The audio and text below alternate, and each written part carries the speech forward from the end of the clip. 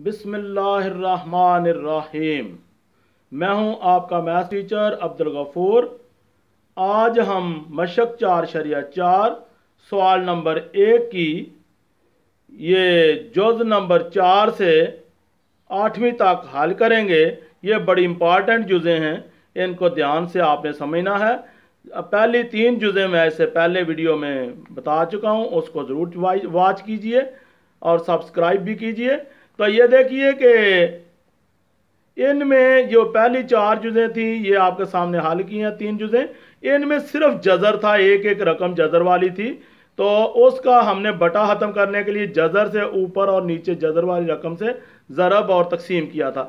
लेकिन ये जो जुज़ें हैं इनमें बटे में 2-2 रकमें हैं। ये देखें, हमारा मकसद जो मेन है वो है महरजू को नातक बनाइए, यानी बटे वाली रकमों में से जज़र ख़त्म करना है। अकेले जब जमा या मनफी की लामत आ जाए तो अकेले जज़र वाली रकम के साथ हम ज़रब और तकसीम नहीं कर सकते।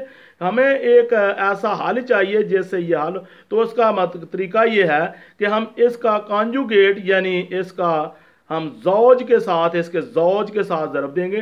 जौज ये होता है कि जो 2 रकमों के दरमियान लामत है उसको तब्दील करके उसके साथ हम ज़रब भी देंगे और तकसीम भी करेंगे।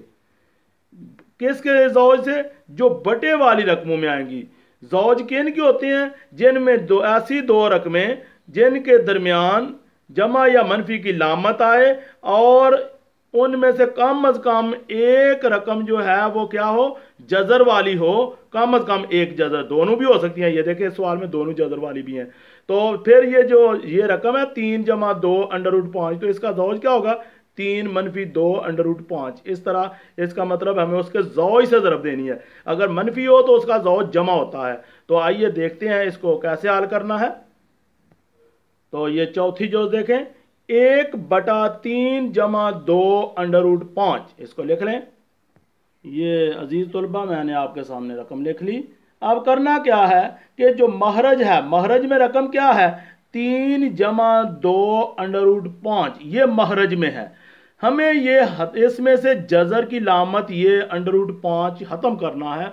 तो ये ऐसे नहीं ख़त्म हो जाती, उसका कोई तरीक़ेकार होता है। हमें इसके जौज से ज़रब देनी है, इसके जौज से। किससे? जौज से। जौज क्या होता है कि ऐसी 2 रकमें, मैंने अभी बताया है इससे पहले सवाल हल करने से पहले, कि जिनमें कम अज कम एक रकम जज़र वाली हो तो दरमियान में अगर जमा की लामत है तो उसको मनफी से, और अगर मनफी है तो जमा से। यानी ये दरमियान वाली रकम जो है लामत है उसको तब्दील करके ज़रब देनी है। तो 3 मनफी 2 √5, तो ये देखें ज़रब भी दे दिया हमने। 3 मनफी 2 √5, ये हमने तकसीम भी कर दिया। देखें जैसे कहा था उसी तरह। अब ऊपर जो रकम है 1, अगर यहाँ पे दूसरी होती तो वो भी उसको ज़रब दे देते, ये एक ही रकम बचती है। नीचे ज़रा गौर करें और ये अगले सवालों में भी काम आएगा कि अगर रकम इधर ए, ये समझ लें कि ए है 3 और 2 √5 एक दूसरी रकम है जिसका नाम बी हमने रखा है, ए जमा बी। यहां भी बिल्कुल सेम सूरत हाल हो, लेकिन फर्क क्या हो? लामत का। ए नफी बी, तो वो बराबर किसके होता है? a² minus b²। यानी सेम अगर रकमें हों और दरमियान में सिर्फ लामत का फर्क हो तो पहली रकम का स्क्वायर होता है 3 का स्क्वायर माइनस दूसरी रकम का स्क्वायर। दूसरी रकम क्या है? 2 √5, तो इसका स्क्वायर ले लेंगे। ये देखें, इस तरीके को हर सवाल पर अप्लाई करना है, तमाम जुज़ों पर। आप फिर देखें, ऊपर वाली रकम तो हमने लिख ली उसी तरह जैसे थी। नीचे इसका स्क्वायर ले रहे हैं। 3 का स्क्वायर क्या होता है? 9। याद रहे कि ये जो स्क्वायर है ये 2 का भी है, √5 का भी है। 2 का स्क्वायर क्या होता है? 4। ज़रब √5 का स्क्वायर क्या होता है जी? किसी को पता है? बताएं जी, सोच के बताएं जी। शाबाश, ठीक। √5 का स्क्वायर जो होता है, क्योंकि स्क्वायर के साथ जज़र खत्म हो जाता है, क्योंकि जज़र है उसका स्क्वायर लिया तो जज़र खत्म हो गया, सिर्फ 5 रह गया। बिल्कुल सही आपने कहा। अब जरा गौर करें तो ये लिखा हुआ है 3 मनफी 2 √5। ऊपर वाली रकम उसी तरह, इसको नहीं आप बिल्कुल छेड़ना। नीचे 9 नफी, ये ज़रब देनी है क्योंकि रकम इकट्ठी थी, इसको इकट्ठा हल करना है। तो 5 4 बार 20। अब 9 में से 20 आपने तफरीक करना, और 9 में से जब 20 तफरीक करेंगे तो बाकी रह जाएगा -11। ये देखें ज़रा, यही रहता है। अब याद रहे कि बट ये जो हमारा मकसद था वो ख़त्म हो चुका है। अब सिर्फ ये मनफी की लामत अगर बटे में आ जाए तो इसका तरीक़ेकार एक ये वर्बली समझ लें कि नफ़ी एक से ऊपर और नीचे ज़रब दे लें। तो नफ़ी एक से ज़रब देंगे तो इसका क्या मतलब होगा कि नफ़ी नफ़ी ये जमा 11 हो जाएगा। ये देखें, ये नफ़ी नफ़ी जमा 11, अब बटे में इसे मुस्बत लामत हो गई है। और ये नफ़ी से फिर ज़रब ऊपर भी दें तो जब मनफी एक को इसके साथ भी मल्टीप्लाई करेंगे तो बन जाएगा मनफी 3 और ये बन जाएगा जमा 2 √5। इस तरह आपने हल करना है सारी जुज़ें, इससे लंबी कोई जुज़ नहीं है। अगर आप ये नफ़ी एक और नफ़ी एक से ज़रब नहीं देते वैसे ही नफ़ी 11 को, तो इसका बेहतर यह है कि आप ऐसा किया करें कि नफ़ी अगर आ जाए तो नीचे वाली भी लामतें तब्दील कर दें, सारे की सारी ऊपर भी तब्दील कर दें, क्योंकि ये नफ़ी का मतलब ही ये था ज़रब देने से कि नीचे वाली भी तब्दील हो जाए ऊपर वाली भी। तो डायरेक्ट भी इसके बाद आप ये लिख सकते हैं, ये बेशक ना लिखें, ये लिखें इसके बाद ये। तो ये देखें नफ़ी जमा की लामत मनफी हो गई और मनफी वाली जमा हो जाएगी। अभी ये पांचवी जोज देखें, 15 बटा, ये देखें ये √31 नफ़ी 4 लिखा हुआ है। तो इसको भी उसी तरीके से हल करना है। इसको ये देखें मैंने रकम लिख लिया है, बिल्कुल ये पिछले सवाल की तरह ही इसको करना है। जो स्टेप्स यहाँ पे किए हैं इसी तरीके से वही स्टेप्स यहाँ पे करने हैं।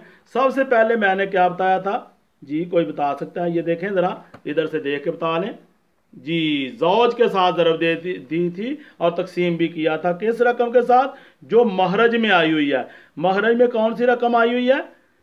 √31 नफ़ी 4, √31 नफ़ी 4। ये इसका जौज क्या है फिर इसका पता चले, सिर्फ लामत ही बदलनी है। ठीक, बिल्कुल सही।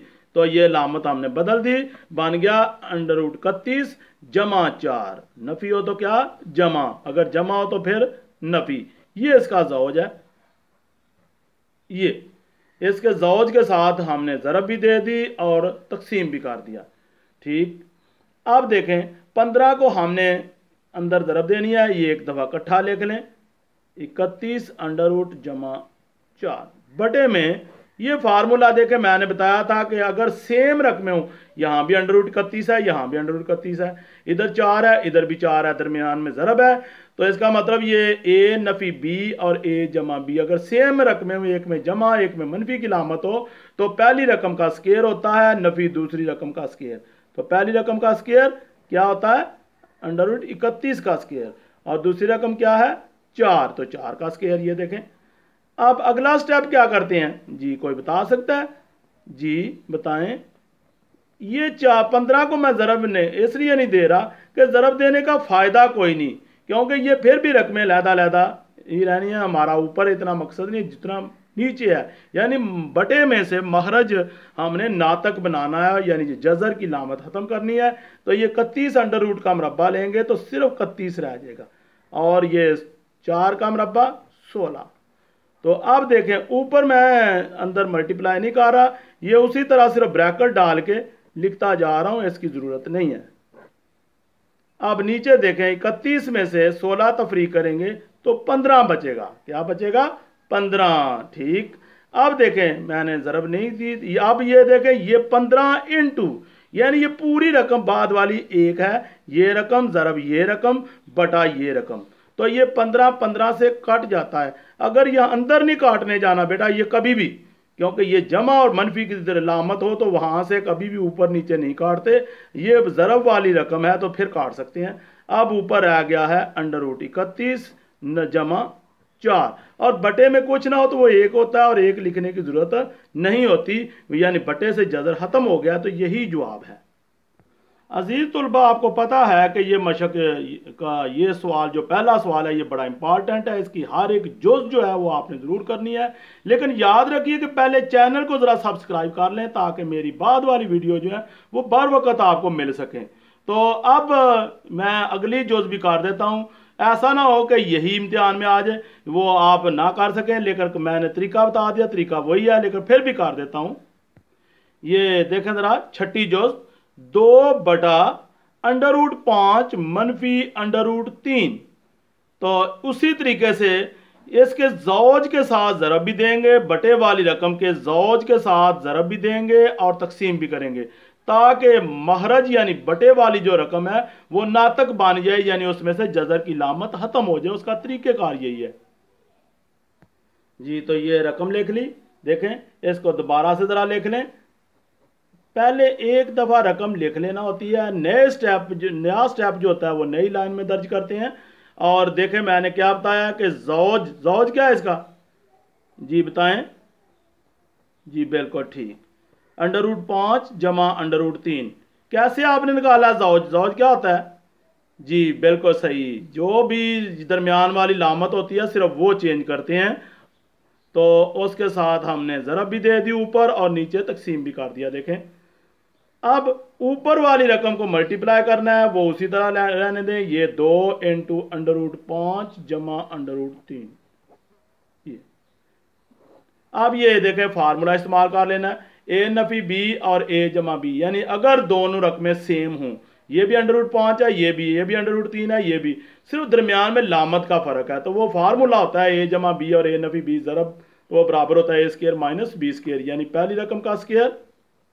पहली रकम क्या है जी? ठीक, तो दूसरी रकम क्या है बता सकता है कोई? जी बिल्कुल सही, √3 इसका मरबा, ये 5 √ का मरबा, नफी √3 का मरबा।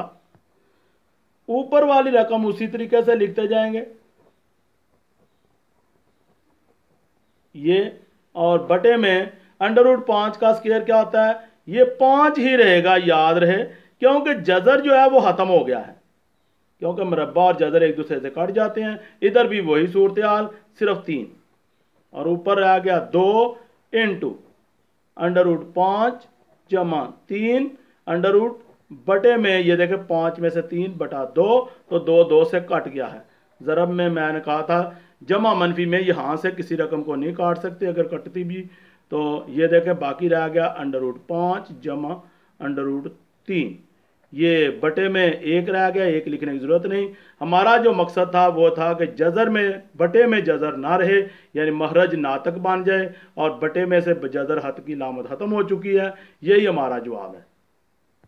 अब 2 जुज़ें जो आखिरी रह गई हैं, ये देखें 7वीं और 8वीं, इसमें ऊपर भी इस तरह की लामत है, लेकिन कोई फ़र्क नहीं है, हमें सिर्फ मतलब है बटे वाली रकम से।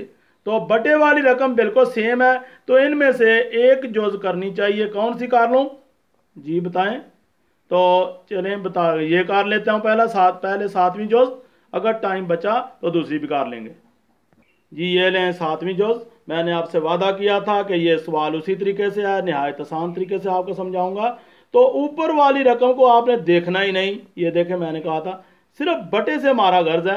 बटे में क्या है कि √3 जमा 1, यहाँ से √3 की लामत ख़त्म करना है। तो वो किस तरह ख़त्म होती है जी? पहले भी मैंने आपको बताया था, वही तरीक़ेकार। कौन सा तरीका जी? बिल्कुल सही, क्या कि इसके जौज से ज़रब देते हैं। जौज क्या होता है कि ये √3 जमा 1 जो है, इसके दरमियान वाली लामत बदलनी है, सिर्फ लामत बदलनी है, रकम जैसी भी है उसी तरीके से ज़रब भी दे देनी है, तकसीम भी कर देनी है। किसी भी रकम को ज़रब भी दें, तकसीम भी दें, कर लें तो कोई फ़र्क नहीं पड़ता। ये काटना चाहें तो काट सकते हैं, दोबारा रकम वही रहती है। अब ज़रा गौर करें तो इस साइड पर ऊपर ये ए नफ़ी बी और ए नफ़ी बी, ये एक जैसी रकमें हैं, बिल्कुल सेम लामतें हैं। तो ये बेशक ज़रब दे लें, चलें ज़रब दे लें बेशक, √3 नफ़ी 1 इंटू √3 नफ़ी 1। ये देखें दोनों एक जैसी रकमें हैं, इकट्ठी करके लिख ली, बटा 1 लिख लिया। और देखें ये बटे में 2 रकमें हैं, √3 जमा 1 और √3 नफ़ी 1, दोनों एक जैसी हैं, और दरमियान में नफ़ी की लामत हो तो मैंने बताया था कि क्या करते हैं, पहली रकम का मरबा ले लेते हैं, नफ़ी दूसरी रकम का मरबा, मरबा मीन स्क्वायर। तो ये A² माइनस B² वाला फार्मूला इस्तेमाल हो गया। और ऊपर जो है √3 को पहले ज़रा दे लें, अगर आपको फार्मूला नहीं आता, वरना आप √3 नफ़ी 1 का होल स्क्वायर भी लिख सकते हैं। ये गलत नहीं होगा, किसी भी सूरत में जो भी तरीका इस्तेमाल करेंगे वही दुरुस्त होगा।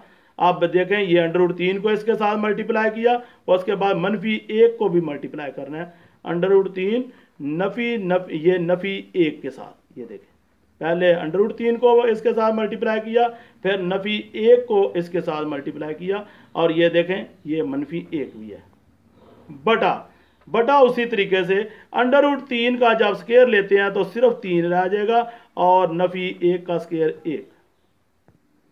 आप ज़रा गौर करें तो ये √3 को अंदर ज़रब दें, √3 ज़रब √3 तो बन जाएगा ये √3 ज़रब ये 3, एक ही अंडर के अंदर लिख लेंगे, क्योंकि ये √3 ज़रब √3 है, तो इसको इस तरह। नफ़ी ये 1 के साथ मल्टीप्लाई करेंगे तो सिर्फ √3 रह जाएगा, और ये भी नफ़ी √3 रह जाएगा, और ये नफ़ी जमा 1, बटे में देखें 3 में से 1 बाकी 2, तो ये देखें ज़रा गौर करें तो √3 ज़रब √3 3 का स्क्वायर होता है, ऊपर जज़र है तो स्क्वायर ख़त्म हो जाएगा, सिर्फ 3 रह जाएगा। जब जोड़ा बन जाए ना तो जज़र ख़त्म। नफ़ी √3 एक ये है और एक ये है, तो कितने हो गए हैं 2 √3 और जमा 1 बराबर बटे में देखें बटे में 2।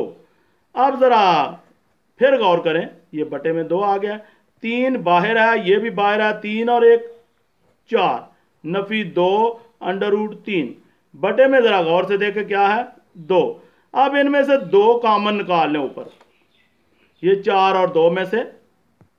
अब 2 देखें कॉमन निकल आया तो बाकी रह गया 2 √3, 2 यहां से, और उसके बाद ये नफ़ी की लामत है वो लाजमी लगानी है। अगर नफ़ी की लामत नहीं लगाएंगे तो सवाल गलत हो जाएगा। ये देखें 2 1 बार 2 2 1 बार 2 कट गया, तो बाकी ये जवाब रह गया 2 नफ़ी √3, यही जवाब है।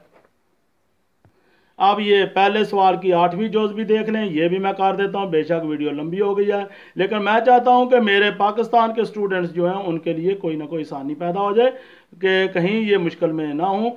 √5 जमा √3 बटा √5 मनफी √3, ये बिल्कुल सेम इन्हीं लाइनों पर हल करना है। देखें ये ज़रा गौर से देखें, पहले स्टेप में ये रकम को उसी तरह लिखें, और दूसरे स्टेप में क्या करें, ये रकम उसी तरह लेके मैंने कहा था कि नीचे वाली रकम के ज़ौज से ज़रब भी देते हैं। ज़ौज क्या है कि दरमियान वाली सिर्फ लामत बदलना है, तो ये इसका ज़ौज हो गया है, और इसी से ही तकसीम भी करना है। अब तो मेरा ख्याल है दुश्वारी नहीं होनी चाहिए।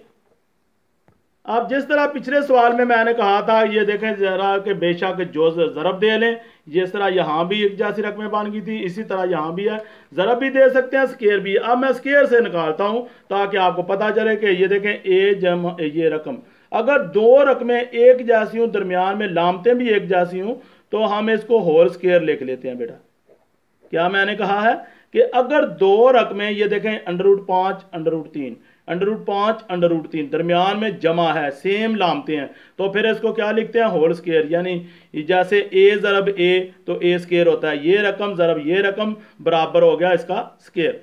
तो ये देखें बटे में ये 2 रकमें हैं लेकिन लामत एक जमा है एक मनफी, तो पहली रकम का स्क्वायर नफी दूसरी का स्क्वायर लिखेंगे। तो ये देखें ज़रा, ये आ जाएगा √5 का स्क्वायर माइनस √3 का स्क्वायर, और अगले स्टेप में ये मरबा ऊपर वाला खोल लें, √5 जमा √3 का होल स्क्वायर, तो ये बराबर किसके आ जाएगा, पहली रकम का स्क्वायर जमा दूसरी का स्क्वायर जमा 2 ज़रब पहली रकम ज़रब दूसरी रकम, और बटे में क्या आएगा, ये स्क्वायर से ये जज़र खत्म हो जाएंगे, बाकी रह जाएगा 5 मनफी 3, 5 मनफी 3, ये देखें जज़र खत्म हो जाएगा। अब आगे देखें यहाँ पे क्या रह गया, जब स्क्वायर लिया तो सिर्फ 5 जमा यहाँ पे 3 जमा 2 अंडर रूट हो गया 5 3 बार 15, और इकट्ठा एक ही जज़र के अंदर लिख दें, और 5 में से 3 बाकी 2। अब यहाँ से ये देखें ये 2 लिख दिया। अब ज़रा गौर करें तो 5 और 3 8 जमा 2 अंडर रूट 15 बटे में देखें ज़रा, तो बटे में आता है ये 2, ये देखें।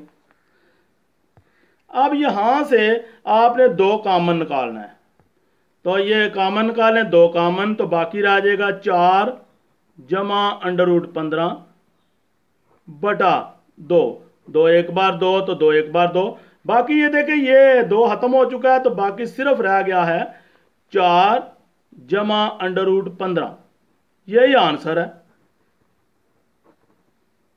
इस तरह ये सवाल कंप्लीट हुआ। अजीज स्टूडेंट्स, वीडियो को लाइक भी कीजिए और चैनल को सब्सक्राइब भी कीजिए।